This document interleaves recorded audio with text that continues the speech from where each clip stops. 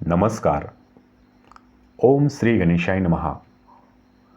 प्रिय दर्शकों, आज हम जिस व्यक्ति को संतान नहीं होती या होकर नष्ट हो जाती है, इस विषय पर चर्चा करने वाले हैं। अर्थात वो योग बताने वाले हैं जो संतान में बाधाकारक होते हैं।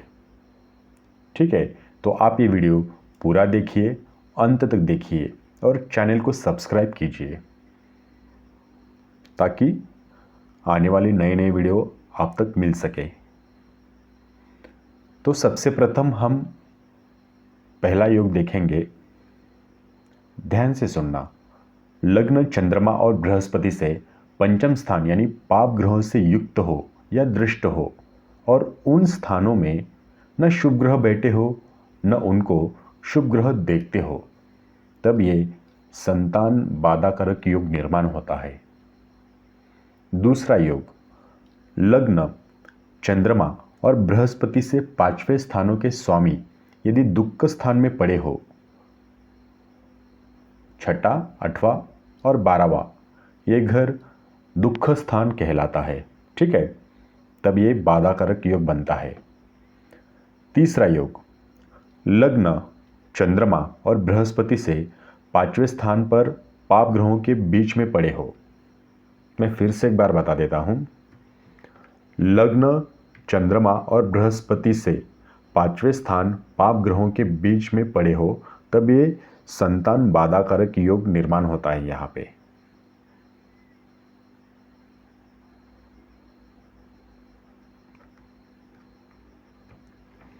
यदि कोई पाप ग्रह पंचम स्थान का स्वामी होकर उसी स्थान में हो तो पुत्र होता है, लेकिन यदि कोई शुभ ग्रह स्वराशि का होकर पंचम में हो और साथ ही पंचम में पाप ग्रह हो तो संतान नष्ट करेगा।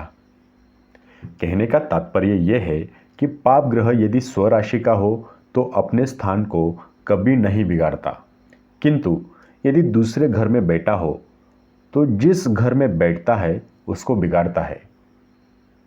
वृषभ, सिंह, कन्या और वृश्चिक राशि ये कम संतान वाली राशियां होती है। यदि ये राशियां पंचम भाव में हो तो उस जातक को थोड़ी संतति होती है, वो भी बहुत समय के बाद। ठीक है, अब हम आगे देखेंगे।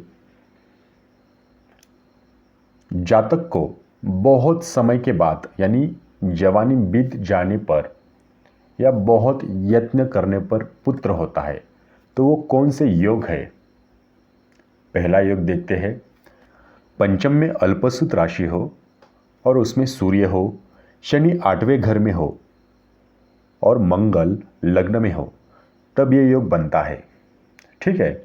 दूसरा योग कब बनता है? शनि लग्न में हो, बृहस्पति अष्टम में हो और मंगल 12वें घर में तथा 5वें घर में अल्पसुत राशि हो। तीसरा योग, चंद्रमा 11वें हो।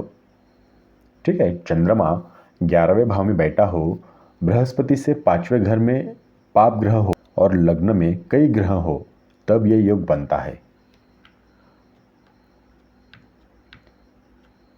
यदि सूर्य अकेला ही कर्क राशि में स्थित होकर 5वें घर में हो या मंगल अकेला कर्क राशि में पंचम में हो या कर्क राशि का शुक्र अकेला पंचम में हो, तो दूसरा विवाह करने पर पुत्र प्राप्ति होती है।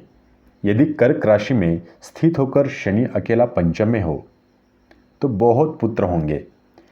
यदि कर्क राशि का बुध अकेला पंचम में हो तो थोड़े पुत्र होंगे।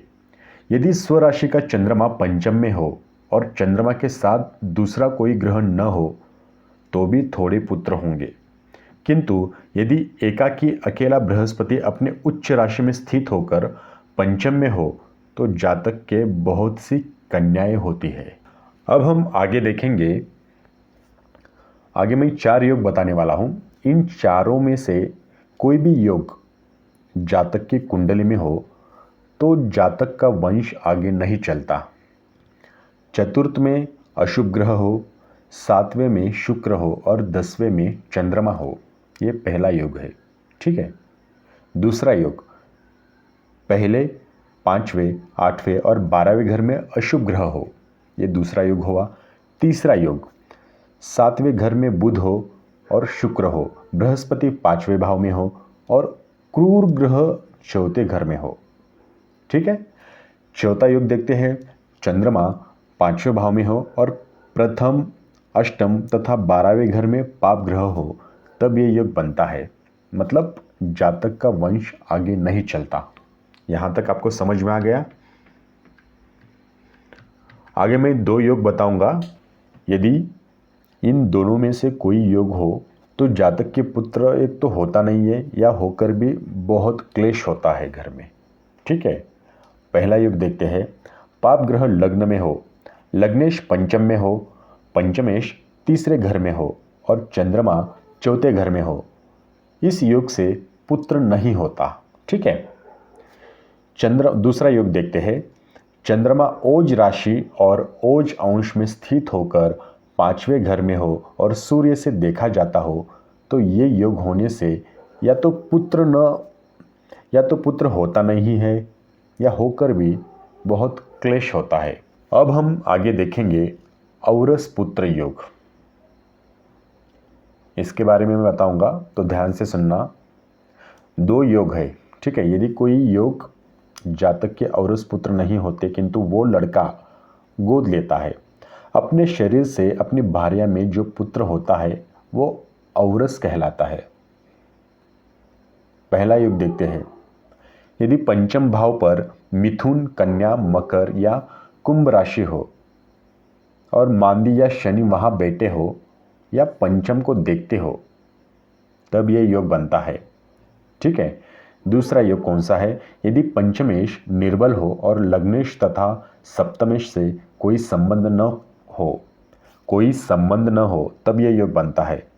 ये 2 योग समझ में आ गए आपको। अब मैं बताऊंगा ओज राशि क्या होती है। मतलब मेष, मिथुन, सिंह, तुला, धनु, कुंभ ये ओज राशि कहलाती है। मांदी को गुलीक भी कहते हैं। ठीक है। यदि 5वें घर का मालिक नीच राशि में हो, शत्रु राशि में हो या अस्त हो या षष्टेश, व्ययश या अष्टमेश के साथ हो, तो संतान नष्ट होती है। यदि पंचमेश और पंचम भाव को शुभ ग्रह देखे तो संतान नष्ट नहीं होगी। ठीक है। यदि 5वें घर का स्वामी बृहस्पति, मंगल और सूर्य ये चाहे कहीं भी हो, किंतु पुरुष नवमांश में हो, तो ऐसे व्यक्ति के बहुत पुत्र होते हैं। यदि पंचमेश बली होगा तो सुपुत्र होंगे, यदि पंचमेश निर्बल होगा तो कुपुत्र होंगे। ठीक है। आगे देखते हैं, किसी व्यक्ति के कन्या विशेष होंगी या पुत्र विशेष होंगे, इसका सिद्धांत क्या है। तो पंचम भाव पुरुष राशि पुरुष अंश,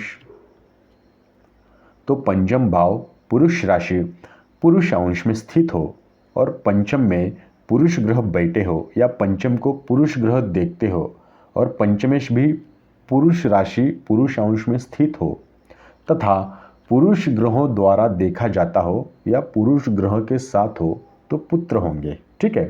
किंतु यदि पंचम भाव में स्त्री राशि स्त्री नवांश हो, पंचम में स्त्री ग्रह बैठे हो या स्त्री ग्रह पंचम को देखते हो और पंचमेश स्त्री राशि या स्त्री नवांश स्थित हो, तो स्त्री ग्रहों से युक्त या दृष्ट हो तो कन्याएं होती है।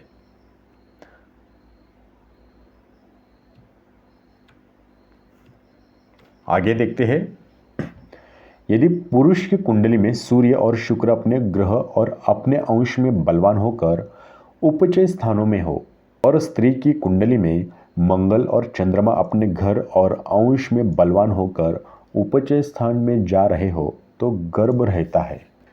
तो लग्न से पहला, दूसरा, चौथा, 5वां, 7वां, 8वां, 9वां और 12वां स्थान ये अपचय स्थान कहलाते हैं और लग्न से तीसरा, 6वां, 10वां, 11वां ये उपचय स्थान कहलाता है। ठीक है। तो प्रिय दर्शकों, तो ये थे पुत्र संतान बाधा कारक योग। तो मुझे उम्मीद है दर्शकों आपको ये वीडियो पूरा समझ में आ गया होगा।